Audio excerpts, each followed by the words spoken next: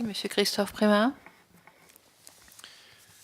Merci Madame la Présidente, merci Monsieur Colombi.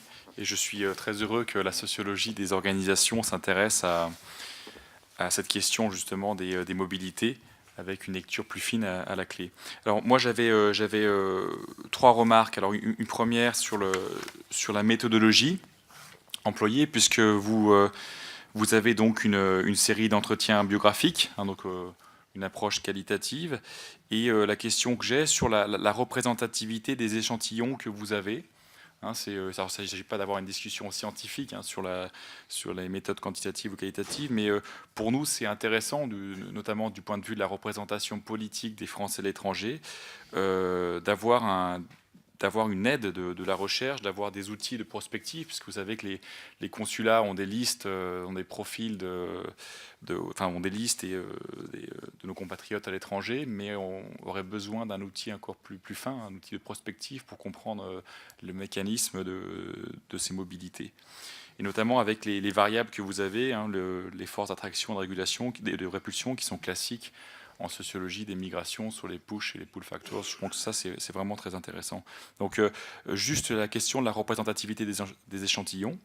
La deuxième question, en vous écoutant, j'ai été très attentif au lexique utilisé, hein, compétences, expérience, maîtrise professionnelle.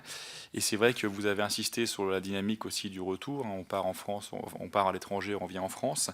Et c'est vrai que dans les compatriotes que l'on croise régulièrement à l'étranger, il y a toujours cette question de validation des acquis et l'expérience qui revient. La question aussi de valorisation des diplômes, hein, et aussi valorisation de l'expérience acquise à l'étranger quand on revient en France. Bon, on a des outils, notamment au niveau européen. Il y a aussi les ENIC-NARIC qui participent un petit peu à ce processus-là.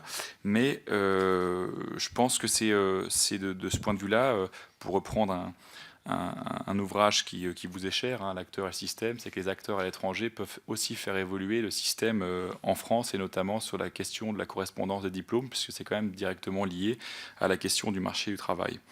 Et enfin, la dernière, c'était pas une question, c'était plutôt une remarque à l'égard de mon collègue, puisqu'il parlait du lycée de Wembley de Londres. Effectivement, la pierre, donc c'est dans ma circonscription, et la pierre a été posée le 17 juin dernier.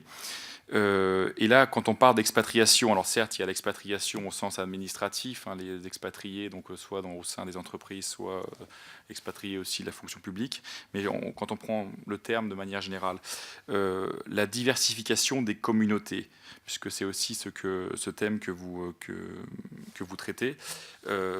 Là, on a un vrai défi, hein, en termes de lisibilité, trajectoire et d'attractivité, qui est aussi la diversification de notre réseau, et notamment avec notre réseau bilingue, d'écoles bilingues, puisque lorsqu'on parle de famille, lorsqu'on parle aussi de famille binationale, lorsqu'on parle d'ouverture à l'international, hein, parce que parfois c'est la motivation des gens qui vont, eh ben, on a ce plus, et notamment avec ces enfants qui ont évolué à l'étranger. Donc je voulais aussi avoir votre sentiment là-dessus. Je vous remercie. Peut-être avant de répondre à Monsieur Prémin,